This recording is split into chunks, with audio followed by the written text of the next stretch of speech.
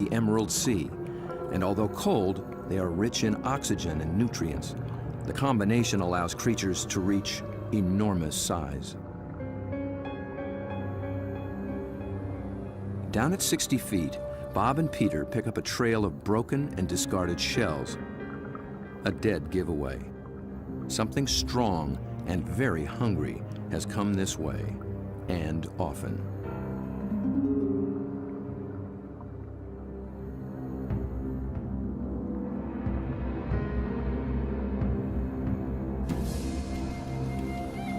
The crab should show more caution. It's up against a devious and determined predator.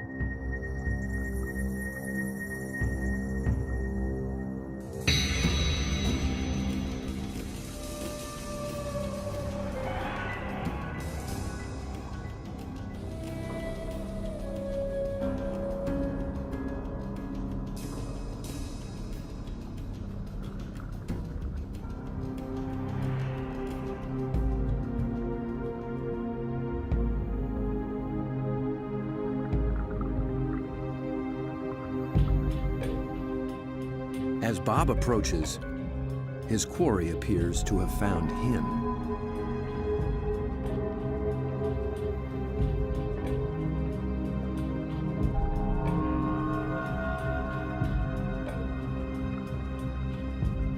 A giant Pacific octopus.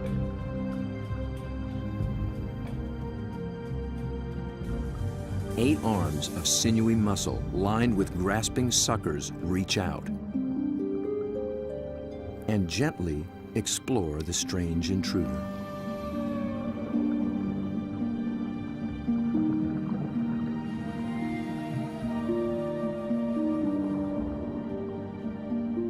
A giant can reach 20 feet from arm tip to arm tip and weigh in at 200 pounds. It's the largest octopus in the great clan called the cephalopods, the group that unites the octopus and squid. It's an ancient tribe, the first large predators in the sea. To this curious female, we're a brand new species.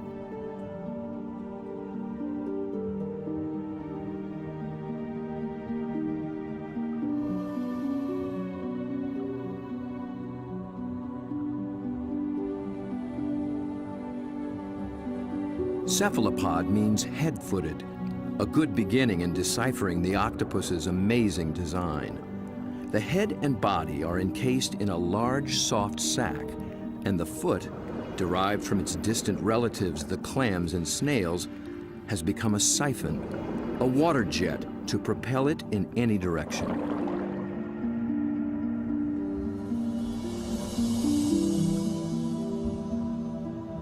A long time ago, its ancestors were a shell, but the octopus has given that up. Yet for creatures with such tasty flesh, the lack of protection presents a problem. The cephalopod solution? The most extraordinary skin in the animal kingdom. In an instant, it can change color, pattern, and texture. And with no bones to confine its shape, the creature can virtually disappear.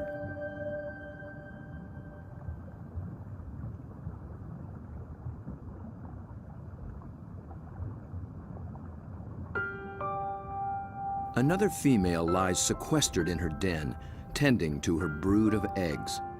She lays up to 100,000 just once in her life. When they hatch, she will die. These clever, curious creatures won't live long at all. Their entire lifespan is no more than 3 or 4 years.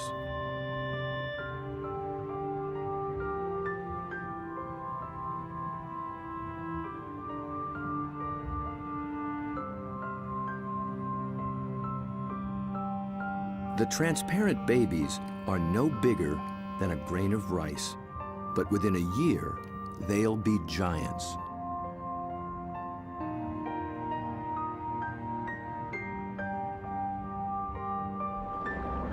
While the lives of these complex beings are all too brief, their line reaches back 500 million years, long before sharks began swimming the seas.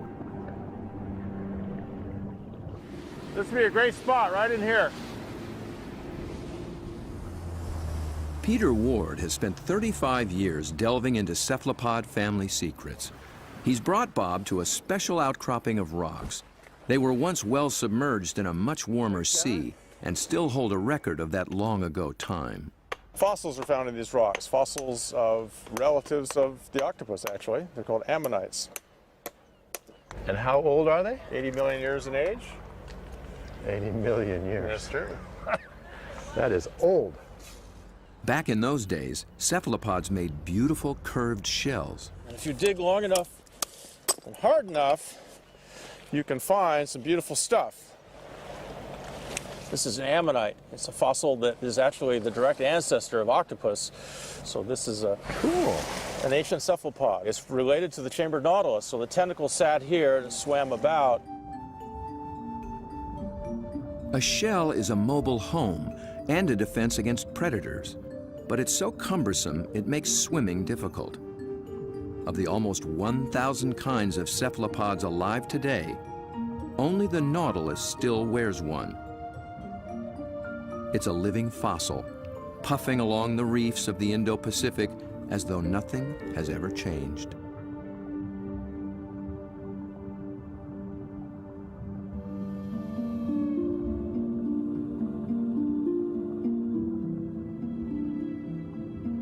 Bob returns for one last dive with the octopus.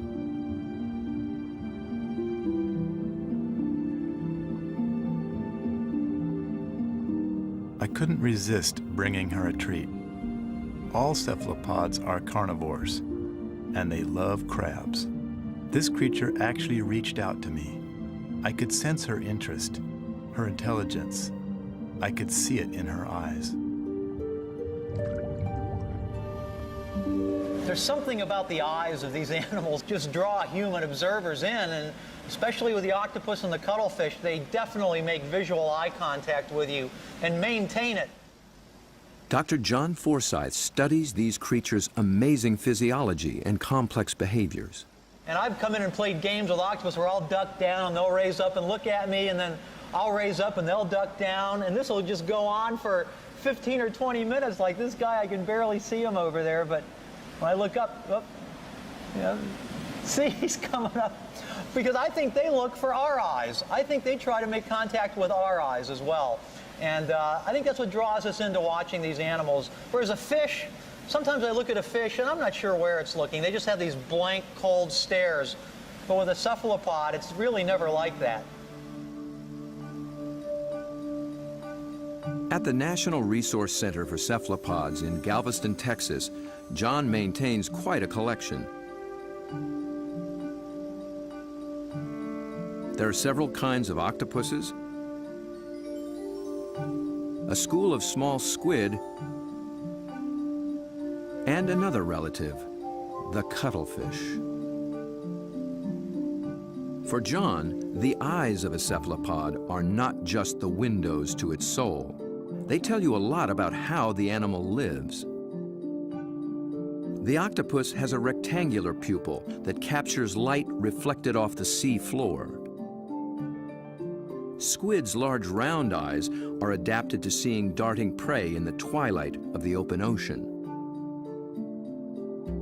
Cuttlefish dwell in both worlds, and their complex eyes can actually change shape to accommodate their travels.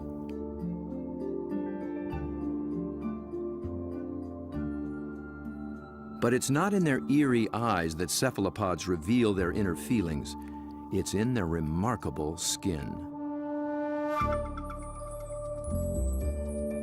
Millions of tiny sacs of pigment, called chromatophores, dot their skin, each controlled by minute muscles. With a little flexing, a cephalopod can flash with rippling bands of color.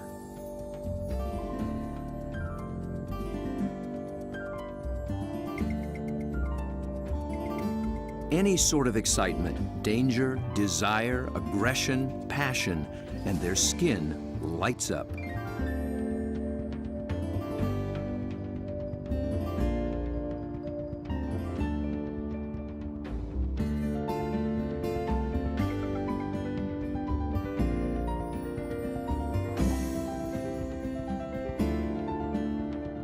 For creatures with no vocal abilities at all, this is the way they communicate, in a language of light and color.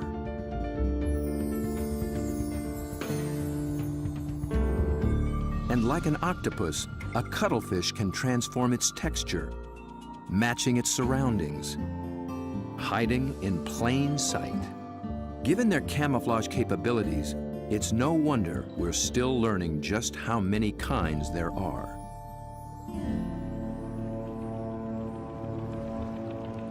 One of the hotspots for new discoveries is the narrow Lembah Strait off North Sulawesi in the island chain of Indonesia. It's a pretty scenic spot. They put it out for this joint, isn't it? I mean, it's magical. John and Bob have come here looking for new species of cephalopods. It's a place primed for strange adaptations.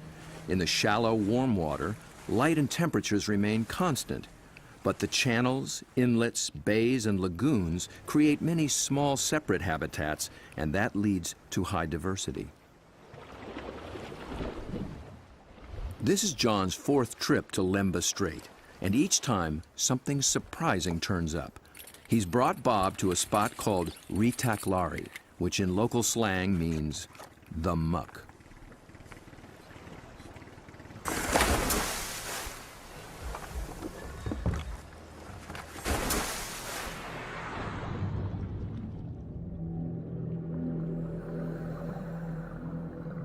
At first glance, it's a vast, flat disappointment.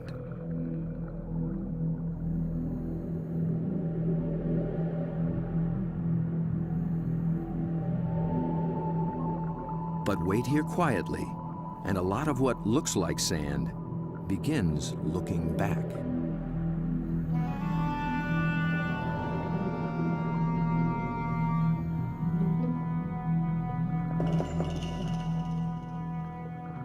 From the still of the muck to the roaring straits, a lot of effort goes into not standing out.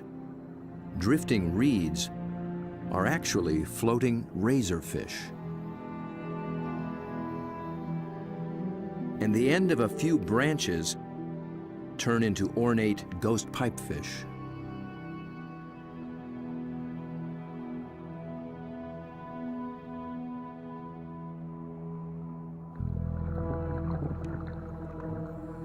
Out in the high-speed tides and swirling eddies, fish work hard to keep their footing, digging into the bottom with spine-like fins. But even creeping along on the seafloor, you still have to make a living.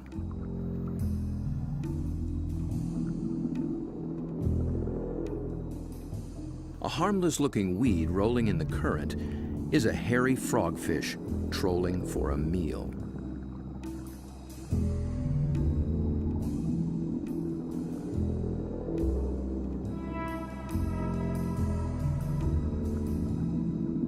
It comes equipped with its own strange lure.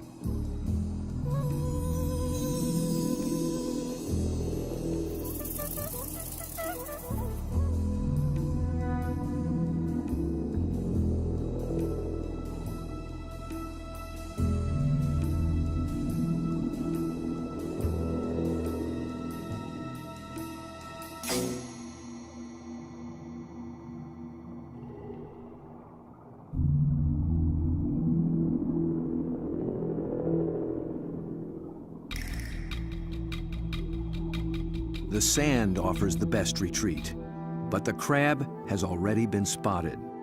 A marginated octopus is the perfect little predator here. Good camouflage, good eyesight,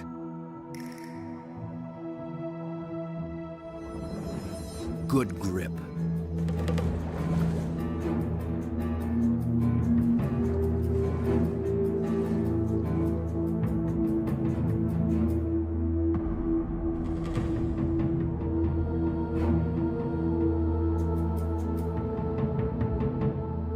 The soft-bodied octopus has one more weapon up its sleeve to subdue the crab's claws: venom. It finds a chink in the crab's armor, injects a neurotoxin, and the struggle is over.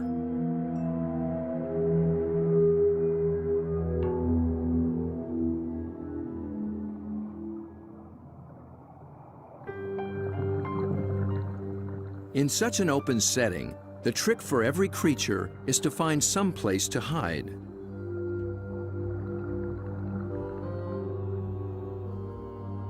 An octopus fits in just about anywhere, and John finds one tucked into a piece of discarded pipe.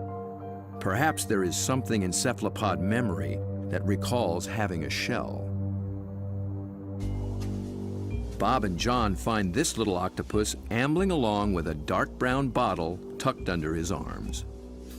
The bottle turned out to be his home, and he took it with him everywhere.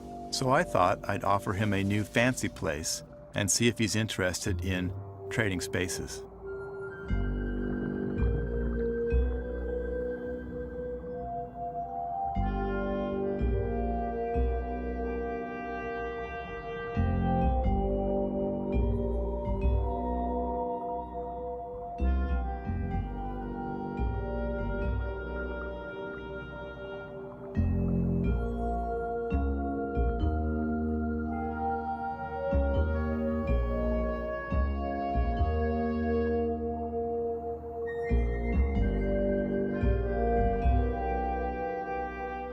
I began to worry he might get confused by this clear glass and wouldn't remember how to get back out. But after a few minutes, he slipped through the opening and went straight back to his old brown bottle. He'd made his choice. I think the clear glass was a little too bright, and besides, there's no place like home, especially when you can take it with you.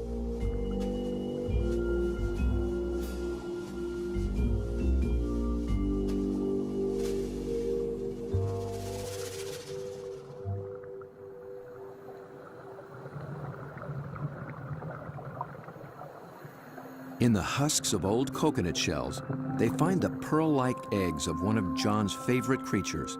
It's a tiny cuttlefish that's seldom seen after it hatches.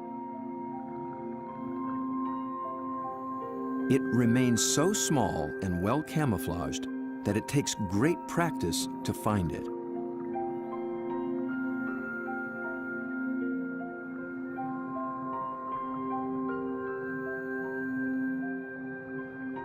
Down on the sea floor, it appears to walk across the bright stones, its rippling colors blending in and standing out. It's called the flamboyant. The flamboyant cuttlefish is really in a class by itself, even among cephalopods in a lot of ways. First of all, the vibrant, dynamic, bright colors, the brilliant yellows, the magentas, the pinks and browns. It adds on top of that these passing clouds of color as it's stalking, looking for prey. And of course, that's happening in living skin.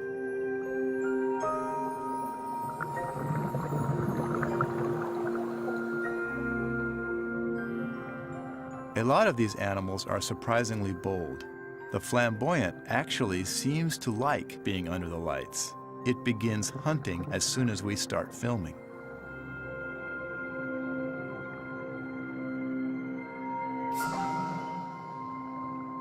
My video lights attract little shrimp and crustaceans.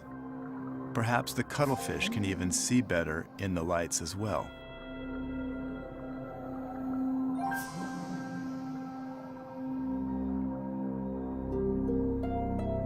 It's only when John sticks out an enormous hand that we see the scale of this little hunter. Next to a 6-foot Humboldt and a giant octopus, it's hard to believe it's one of the family. Not far away, a small octopus has been eyeing the scene. John reaches out for a better look. Every time I touch one of these animals, I'm not gripping it or holding it. My intention is never to frighten the animal in any way. However, I am trying to keep it close to where I can get a good look, but at the same time, the animal knows at any moment it can get away if it wants to.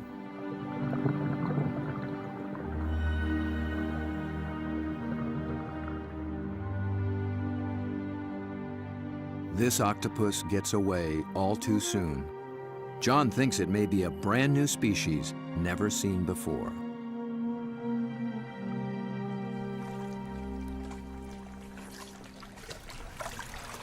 I don't know, Bob. I'm not sure what that is, but it could be a new one. I think it could be a new species. I wasn't expecting to see that. It's not something you've seen before, huh? No, I'm not sure what that would be. It's a cool little critter. Oh, wild.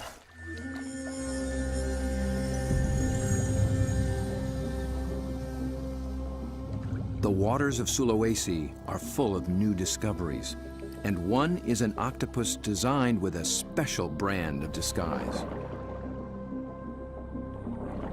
It lives in the same waters as the banded sea snake, whose bold stripes announce its potent venom.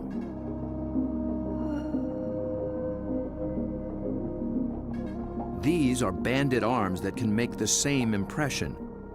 When disturbed, the octopus flashes and intensifies the stripes, becoming a sea serpent, coiled and deadly.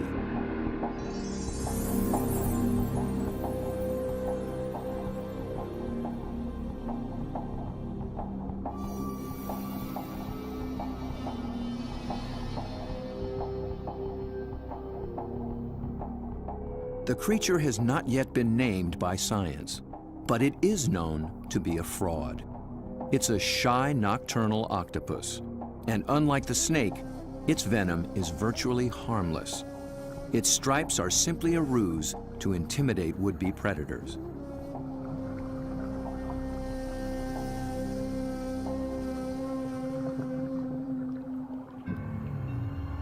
The real killer is a delicate, jewel-toned creature, the blue-ringed octopus. The flashing blue neon is no false alarm. Its poison can immobilize every muscle in the human body. There is no antidote. But all it's really after is a crab.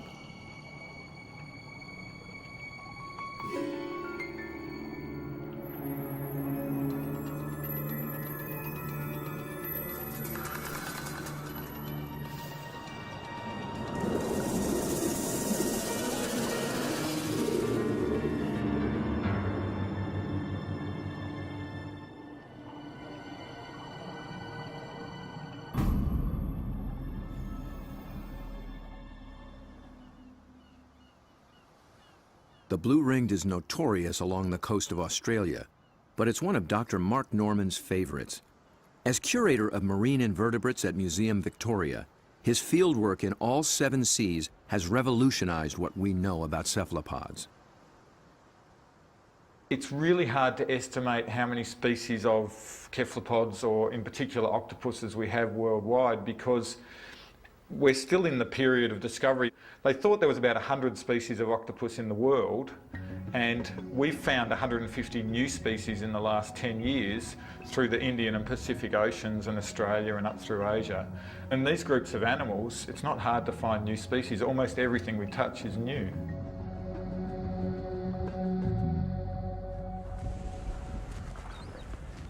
Bob wants to get close to the blue ring in the wild. So Mark, this is a shortcut to the beach? Yep, it's a great place to collect crabs.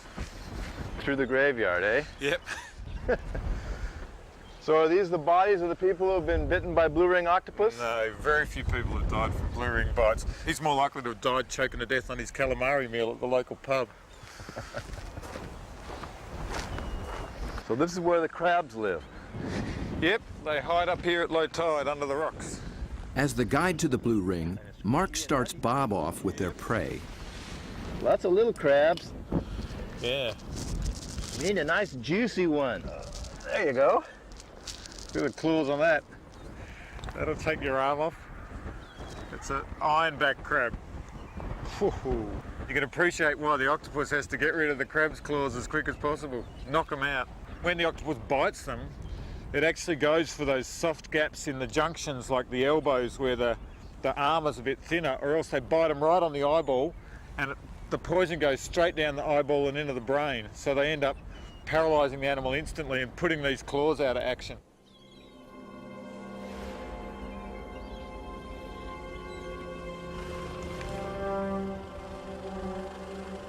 The dive begins after dark, when blue rings are most active. And it's not off some wild remote beach. The deadly blue ring lives just beneath the town pier.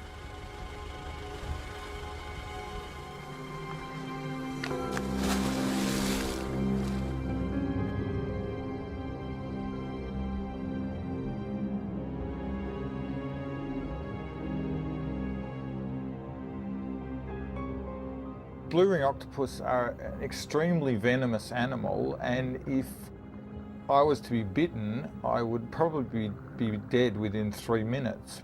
Your body would start stiffening up and you'd lose the capacity to breathe, you'd lose the capacity to wave or walk or run away, you'd run out of oxygen and you'd suffocate.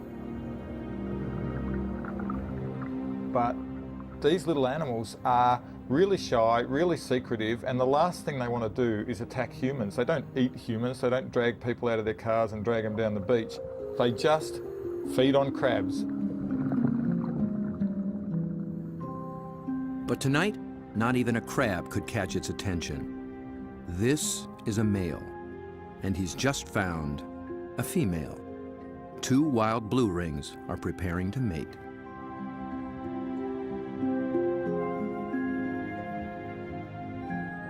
They keep their colors subdued to avoid attracting attention, especially from competing males. No flashing their electric blue. A temporary aquarium helps Bob film what happens next. After a few minutes of courtship, the male gently slips a special arm into the female's gill slit. He's depositing a packet of sperm, which she will use later to fertilize her eggs.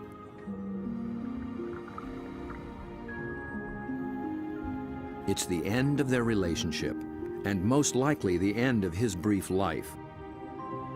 That was all he needed to accomplish.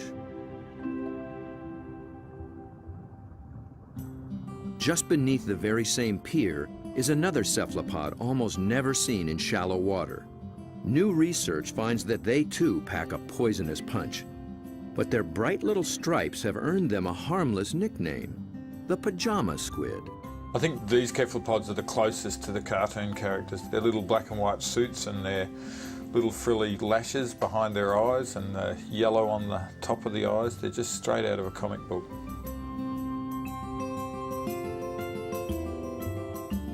The pajama squid seem to have taken a cue from the blue rings. Males grab any passing female and then they try as hard as they can to reposition them so that they're face on, ready to mate, sort of suckers to suckers.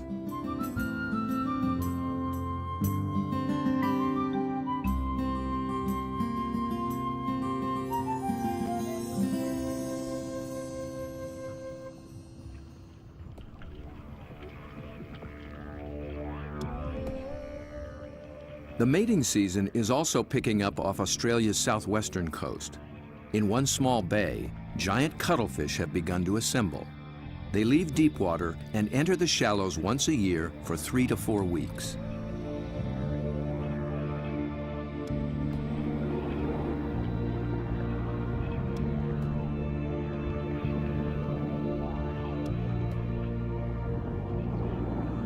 The males are 3 feet and massive, with 8 flowing arms and 1 all-consuming purpose. A much smaller female takes refuge in the rocks.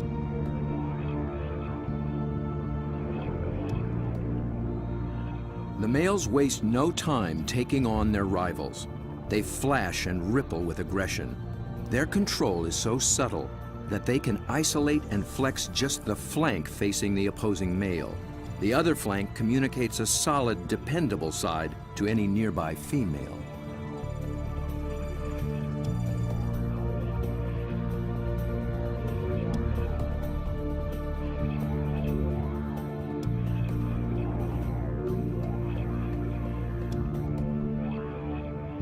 One male has claimed her and takes possession. He'll guard her now, keeping her beneath him until she is ready to lay her eggs. Jules, you around here somewhere?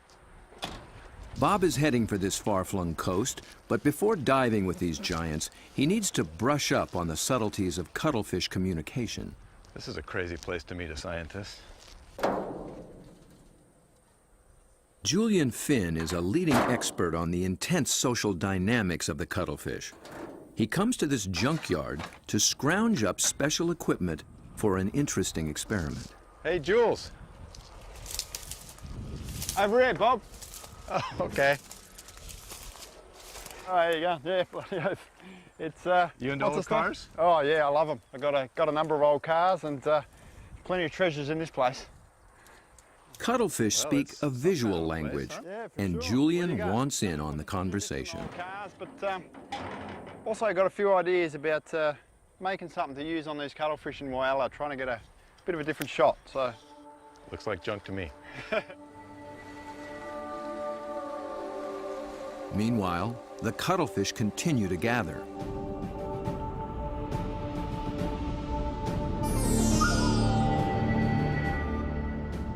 Their complex communication escalates into a kaleidoscope of colors.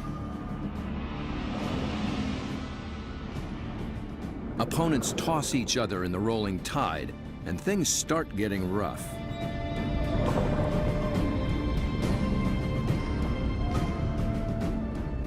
The violence can rip up their all-important skin, sabotaging a male's chance to impress and intimidate. And someone's nursing a torn-off tentacle.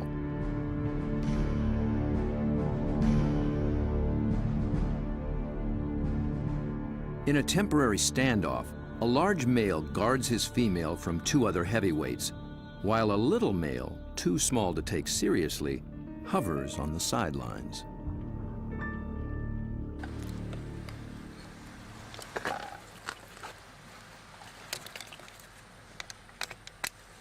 The two males on shore get set to join the fray. Well, here you go, Jules. I just wanted you to know that my camera's bigger than yours. Mine's a bit different than yours too. Well, yours has a hubcap on the front of it. What I'm hoping to do is film the male's reaction to another male. But instead of having another male there, I'm going to have its reflection. It's when males are the same size that trouble starts, and Julian will present one with its very own reflection. He's studying the displays and the intense competition. He intends to provoke a fight. He approaches a large male who immediately responds.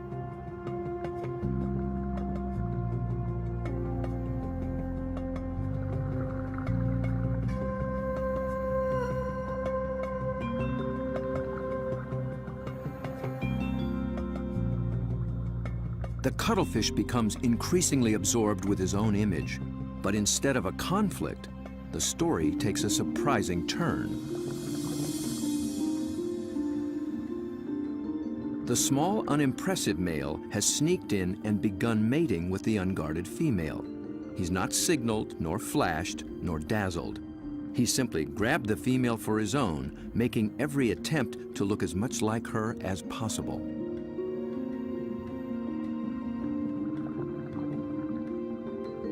The aggressive male makes no headway with the mirror and finally moves off to resume his duties.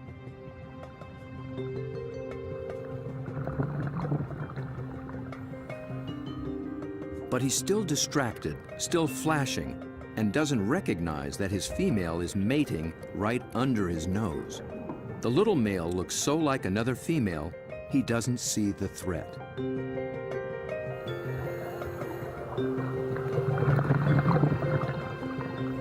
At last, he senses something's wrong and moves in to reclaim his female.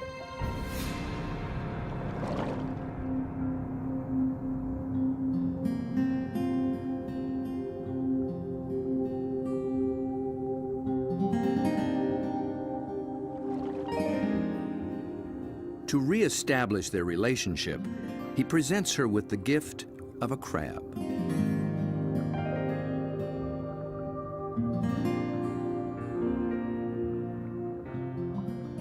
With so much going on in cuttlefish society, Julian will be experimenting for a long time to come.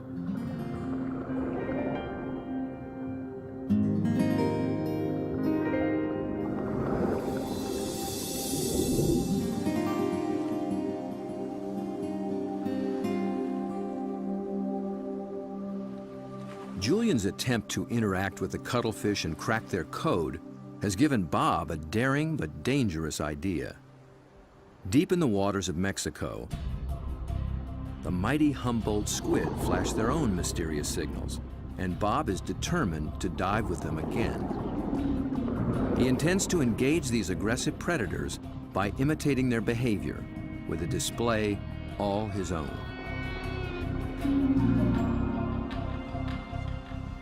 Mark Norman and Julian Finn think he's close to crazy. Sure, you've got the blue-ring octopus that can kill you within a few minutes with the poison, yet there's something scarier about a squid that can rip off your flesh and tear out your throat, so to speak. I think you'd be really sensible to work with shark cages with those animals, because the stories I've heard are these massive animals that will effectively skeletonise a cow in a minute because they're such voracious predators. Bob Cranston has no intention of taking this advice. His whole goal is to interact with these squid on their terms, in their world.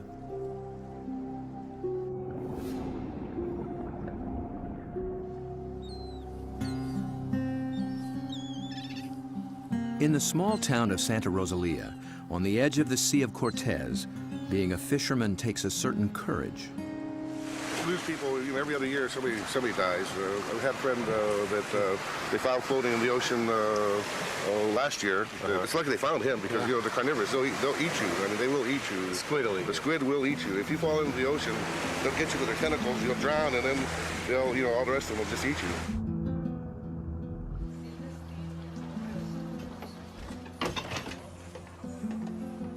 Despite their dread, these fishermen face the Humboldt on a nightly basis.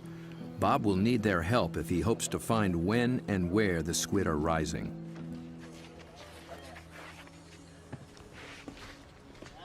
Alberto. When the Humboldt flash on and off, Bob intends to flash right back. Yo no sé. This is a flashlight, big flashlight for squid. We're gonna... Estos loco, see?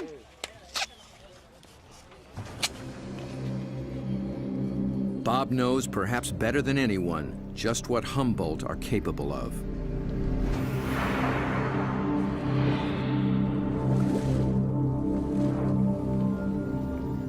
But it's not fear that he feels. It's an intense fascination for such alien creatures in a world so different from our own. For me, there's just something about these animals. Maybe it's because this type of diving in itself is a great challenge. It's hard to work at these depths. I've managed to go down and physically touch these fantastic creatures, but somehow they're the ones that have taken a hold of me.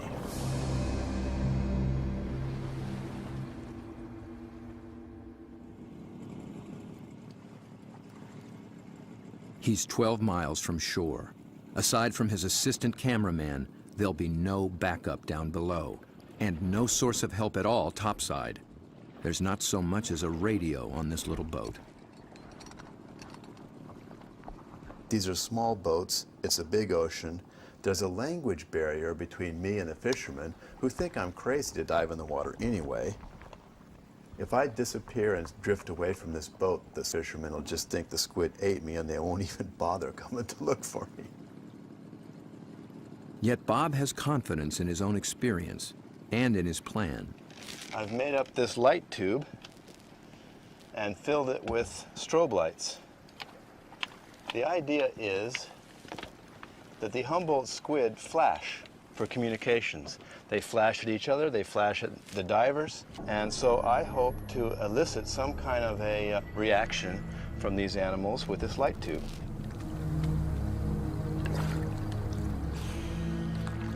Beneath the boat lies 1,000 feet of open water and sea monsters.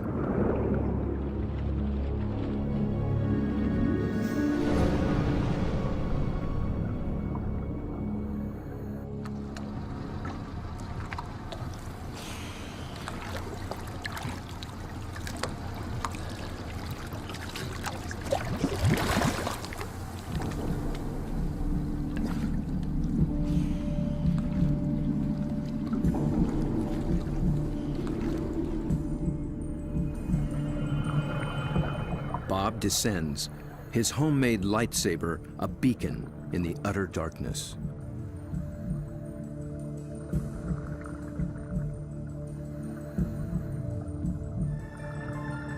Right away, there's a complete surprise. Mobile arrays. They're seldom seen in a school like this. Already the night has taken on unexpected possibilities.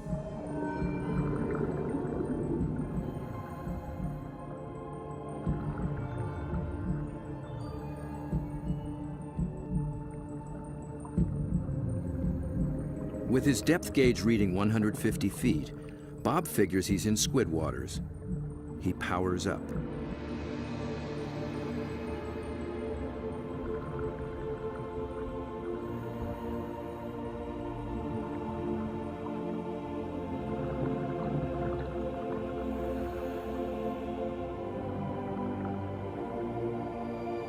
A giant swarm of pink krill mobs the lights.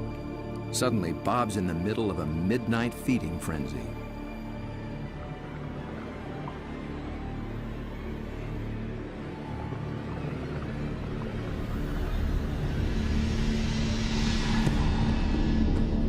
Then, rocketing up from below, Humboldt squid.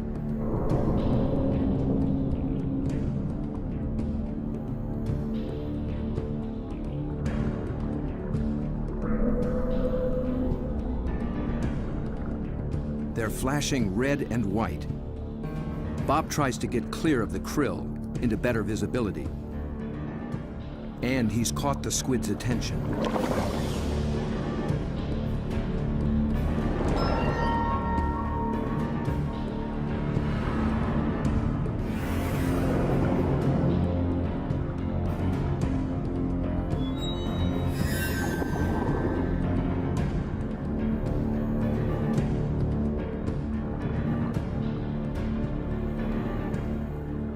I'm transfixed by this enormous eye up from the deep. I can sense this creature thinking, but I can't imagine what.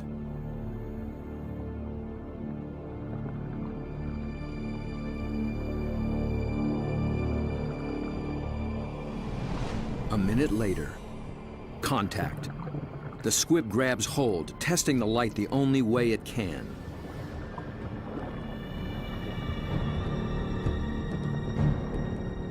The feel of hard plastic must come as a surprise, and it circles me as though curious. Then, it comes back for more.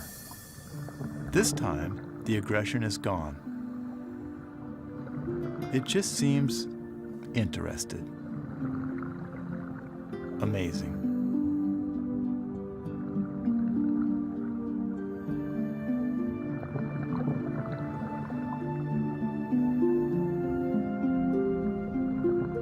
We play for a moment.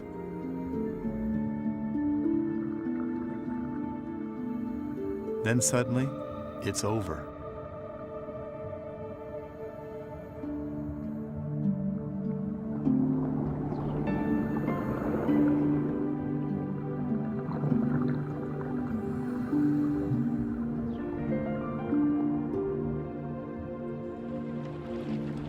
The fishermen are relieved just to see me alive. But I climb back in the boat, knowing something remarkable has just happened. I danced with the devil down in the deep, and I'm already thinking about the next dive.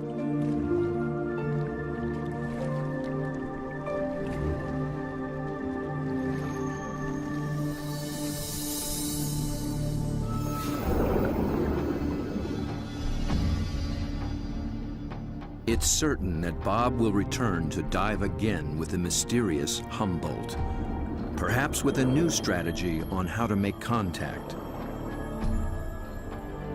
He's just at the beginning of this extraordinary quest.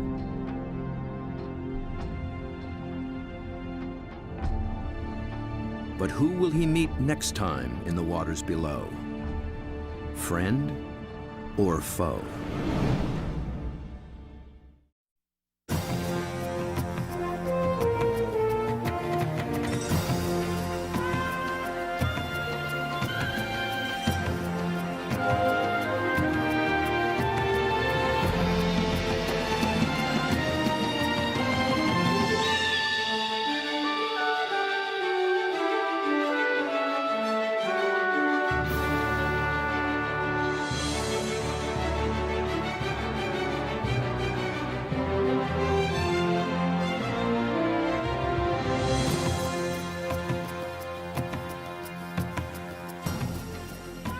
To learn more about what you've seen on this nature program, visit pbs.org.